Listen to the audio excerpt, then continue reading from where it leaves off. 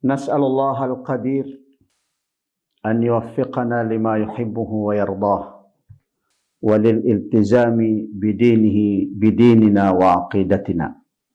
Mga kapatid, sama-sama tayong manalangin sa Allah subhanahu wa ta'ala na pagkaluban tayo ng Allah o kaya ay patnubayan tayo ng Allah subhanahu wa ta'ala sa anumang kanyang ikalulugod. At gayon din ang manalangin tayo sa Allah subhanahu wa ta'ala na bigyan tayo ng lakas para sundin ang kanyang pananampalatayang Islam at sundin ang tinatawag na akida natin at saka ang ating sharia o kaya ay batas. At masunod ang lahat ng mga obligasyon natin, hindi lamang sa pamamagitan o kaya ay para sa ating pananampalataya, bagkus ay kasama rin ang mga obligasyon natin sa ating bayan, sa sino mang namumuno sa atin, at saka sa gobyerno ng Bangsamoro. Manalangin tayo sa Allah subhanahu wa ta'ala na ipakita sa atin ng Allah subhanahu wa ta'ala ang katotohanan, na yun ang susundin natin, ang katotohanan, at ipakita rin sa atin ng Allah subhanahu wa ta'ala ang hindi makatotohanan at maiwasan natin, malayuan natin ang hindi makatotohanan o kaya ay baluktot na daan. Mga masugid naming tagapakinig,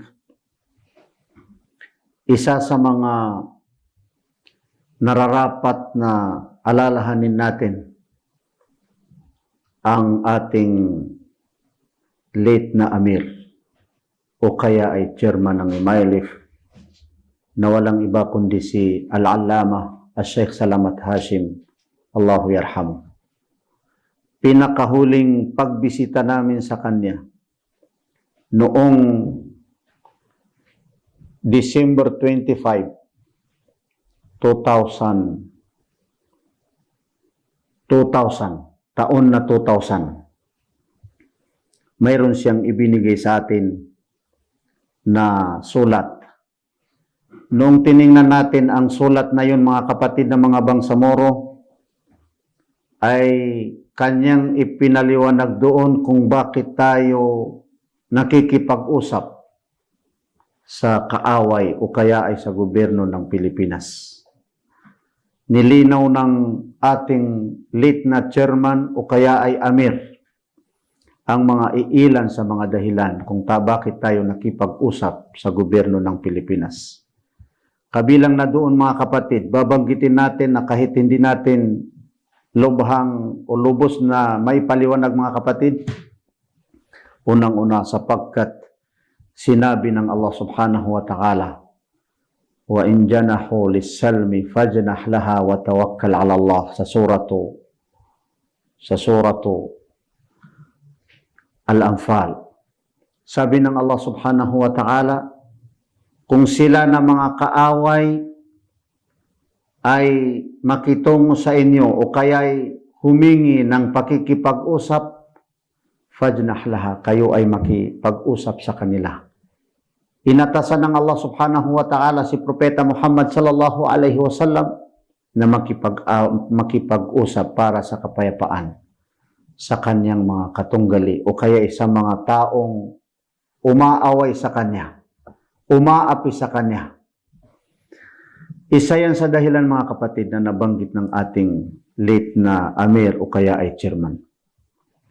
Pangalawang nabanggit niya na dahilan ay para maipakita natin na bagaman tayo ay lumalaban o nakikipaglaban o kaya ay lumalaban sa kumakalaban sa atin, umaaway sa atin, ay kailanman ay hindi natin ipakita, hindi pwede na makita ng mga kaaway o sino mang mga tao na ayaw natin ang peaceful na solusyon, mapayapang solusyon sa lahat, sa anumang mga problema natin o kaya isa gap sa pagitan natin sa gobyerno ng Pilipinas. sapagkat wala sa katuruan ng pananampalatayang Islam ang pagtanggi sa mapayapa at magandang solusyon. Iyan ang hinahangad natin, yung maganda at mapayapa na solusyon sa lahat ng mga problema natin. Kabilang dito mga kapatid, at ito ang pinaka gusto natin na makarating. May remind sa mga kapatid natin na mga Bangsamoro, sa mga kapatid natin na mga Muslim, ang kanyang sinabi na upang sa gayon ay makapagtatag tayo ng nasyon. Isang nasyon na walang iba kundi ang Bangsamoro. Sa panahon na yun mga kapatid, ay naitatag natin o kaya ay naipakita natin na mayroon tayong identity at nagkaroon tayo at mayroon tayong nasyon, ika nga. Pero ngayon mga kapatid, ano ang kailangan natin? Kung nagkaroon na tayo ng nasyon, ano ang pinakakailangan natin mga kapatid? Nagkaroon tayo ng Bangsamoro, pero mga kapatid, kailangan din natin ang pagkakaisa. Pagkakaisa sa pananampalataya bilang mga Muslim at pagkakaisa sa bayan bilang mga Bangsamoro. Kailanman ay hindi may tatag ang pagkakaisa kung walang pagkakaisa sa pananampalataya at kung walang pagkakaisa sa bayan. At ito mga kapatid ang tatalakay natin, mga pag-aral at mga solusyon upang sa gayon ay makamtan natin o makamit natin ang pagkakaisa ng mga Bangsamoro hinggil sa pananampalataya at gayon din ang pagkakaisa ng mga Bangsamoro hinggil sa isa lamang ang ating nasyon, walang iba kundi ang mga Bangsamoro. Mga masugid naming tagapakinig, mga masugid naming taga-subaybay sa ating mga series na lectures na ito, inshallah tatalakay natin kung ano ang konsepto ng Islam sa pagkakaisa. Ano ang pananaw ng Islam sa pagkakaisa? Ano ang mga klase ng pagkakaisa? Tatalakayin din natin inshallah kung ano ang pagkaiba ng religious unity at saka national unity. O kaya ay sa ibang salita, ang pagkakaisa sa pananampalataya ay kailanman ay hindi magkahiwalay sa pagkakaisa sa isang bayan o kaya ay sa bilang isang nasyon. Tatalakayin din natin mga kapatid ang mga qiyam, al-qiyam ad-diniya wal-insaniya. Yung mga halaga o kaya ay mga values sa pananampalatayang Islam na kailanman ay hindi sumalungat sa standard na mga values ng mga tao. Lahat ng mga matatalinong mga tao sa buong mundo. Lahat ng naghahangad ng mainam na mga values o mga kaugalian, kailanman ay hindi sumalungat sa ating pananampalatayang Islam. Isa din yan sa mga tatalakay natin. Sapagkat kahit gaano natin sikapin na magkaisa, kung mawala sa atin ang mga magagandang values, ang mga halaga, ang mga magagandang asal o kaugalian na sang-ayon sa ating pananampalatayang Islam. Tatalakayin din natin mga kapatid inshallah ang tinatawag natin na al-wala'u al-islami. Al-wala'u wal-bara'. Kailangan maunawaan natin ng maayos ang balansing pag-uunawa sa tinatawag na al-wala'. Sino man ang magiging kasama natin sa pananaw ng Islam, sino man ang hindi dapat na maging kasama sa pananaw ng Islam. Tatalakayin din natin inshallah ang tinatawag na leadership in Islam. Al-qiyadatu fi as-siyasati syar'iyyah. Ang tinatawag na leadership sa pananampalatayang Islam o kaya sa Islamic politics. Sapagkat kung ang mga mamamayan ng mga Bangsamoro, kinakailangan nila ang mga magagandang asal o kaugalian kinakailangan nila na magkaroon sila ng values sang-ayon sa katuruan ng pananampalatayang Islam na hindi rin labag sa standard ng mga values ng mga tao sa buong mundo, gayon din kinakailangan din siya ng mga kapatid natin na mga leaders. Tatalakayin din natin mga kapatid sa pinakahuli ang tinatawag na al-bay'atu fi syari'atil islamiyah. Ibig sabihin ang pagsusumpaan sa ating syariah, Islamic syariah o kaya ay Islamic law. Sapagkat ito ay mga mahalaga. Inshallah lahat nito ay kung matuklasan natin mga kapatid. Kung ma-discover natin mga kapatid, lahat ng mga paksang ito na tinalakay natin at maunawaan ng maayos, ay sigurado natin, nakakasigurado tayo mga kapatid, na ating makamtan ang pagkakaisa hinggil sa pananampalataya at gayon din ang pagkakaisa sa isang bayan ng Bangsamoro. Gayon din makakamit natin ang Bangsamoro United People. Ang inaasam-asam natin na isang nasyon na Bangsamoro, isang nasyon na Bangsamoro na nagkakaisa, hindi yung isang nasyon na nagkakawatak-watak o kaya ay magpapatayan sa isa't isa. Hanggat dito lamang mga kapatid, insyaAllah, inyong pakinggan ang mga sumusunod na episode ng ating lecture o kaya ay ang ating mga panayam hinggil sa Bangsamoro Wahdatun Diniyatun wa Wataniyatun, Bangsamoro Religious and National Unity. Wassalamu alaikum warahmatullahi wabarakatuh.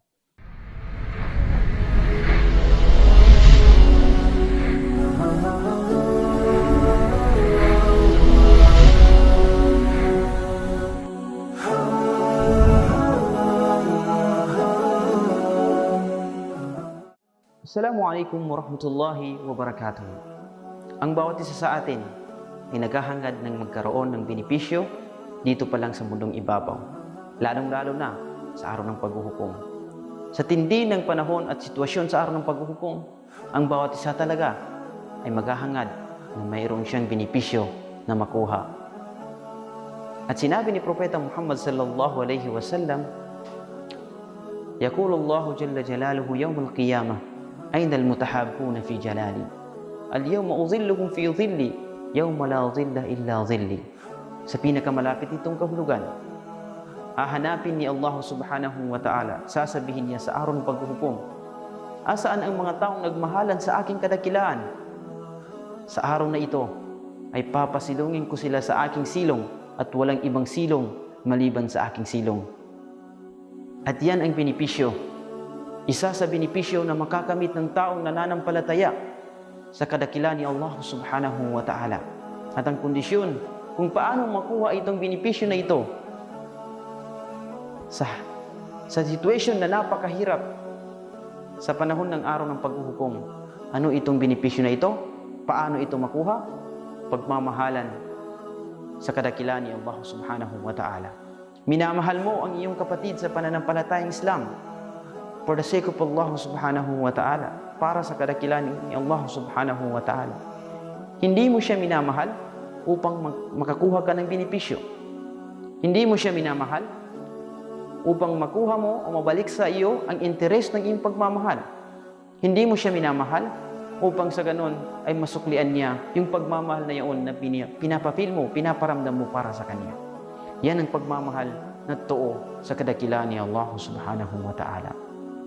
At sinabi pa ni Propeta Muhammad sallallahu alaihi wasallam sa Hadisul Kursi, sasabihin ni Allah subhanahu wa ta'ala, Qala Allah jalla jalaluhu, Al-mutahabbuna fi jalali, lahum manabirun min nurin, yugbituhumun nabiyyuna wa syuhada.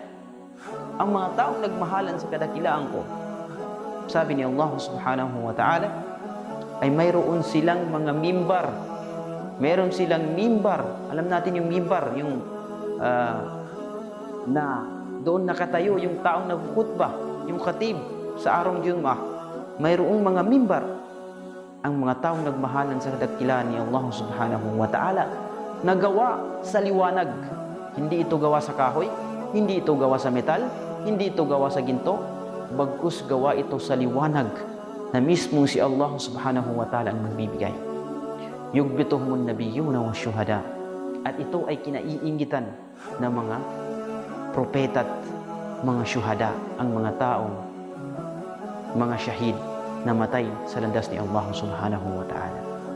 Ito ang privilege, benepisyo na ibibigay ni Allah subhanahu wa ta'ala. Kabilang ito sa mga benepisyo na ibibigay ni Allah subhanahu wa ta'ala sa araw ng paghuhukom. At tayo mga Muslim, kung gusto natin makamit itong privilege at benepisyo na ito na ibibigay ni Allah subhanahu wa ta'ala, mahalin natin ang ating kapatid ng pagmamahal para kay Allah subhanahu wa ta'ala at hindi para sa makamulang bagay. Ito po ang inyong lingkod, ang inyong kapatid sa pananampalatayang Islam, Qaradawi bin Salik. Assalamualaikum warahmatullahi wabarakatuh.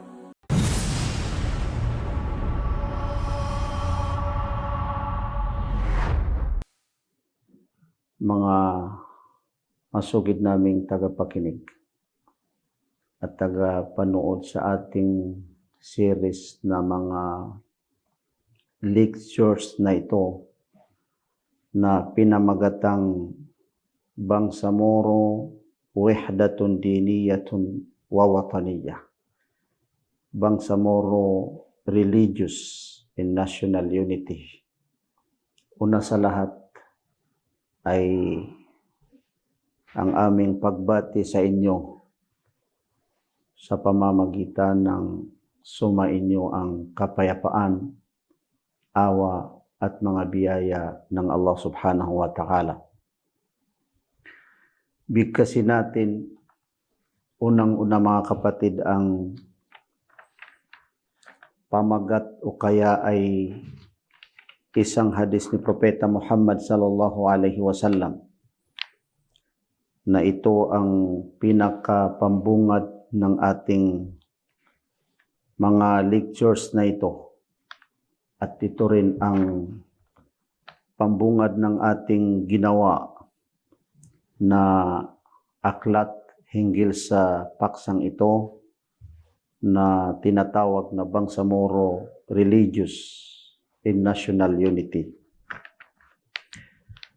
Inna khayra ma naftatihu bihi hadha al-bahth al-mutawadi' hadithun nabawiyyun sharif huwa bimadlulatihi al-wasi'ah wa ma'anihi al-qayyimah jami'un lil-bahthi wa shamilun likulli muhtawayatih. Katotohanan na ang pinakamainam na pambungad ng ating aklat na ito o kaya ay ang ating mga lectures na ito ay itong isa sa mga hadith ni Propeta Muhammad sallallahu alaihi wasallam. Isa sa mga napakahalaga na hadith ni Propeta Muhammad sallallahu alaihi wasallam. Na itong hadith na ito ay malawak ang katuruan at napakahalaga ang mga kahulugan. At itong buong aklat na ginawa natin o kaya lahat ng mga paksa na tinalakay natin o tatalakay natin sa ating mga lectures na ito ay nabubuo sa isa ito sa mga hadith ni Propeta Muhammad sallallahu alaihi wasallam. Ito rin ay jaliyun birisalatihil aliyah. Ito ay naglilinaw sa tunay na mensahe natin at mensahe ng ating ginawa na aklat. Wa ahdafihi as-samiyah at mga nilalayon ng ating isinulat na ito na aklat. Fahuwa yahmi safinatal mujtama'il muslim wa mujtama'a Bangsamoro minal gharaq. Katotohanan na itong hadith ni Propeta Muhammad sallallahu alaihi wasallam ay kanyang madipinsa ang ang sasakyan ng mga Muslim community o Muslim society. At ito rin ay kanyang madipinsa ang Bangsamoro community sa kanyang pagkalunod. Ito rin ay gamot sa pagkasakit ng ulo ng Bangsamoro o kaya ay Muslim society.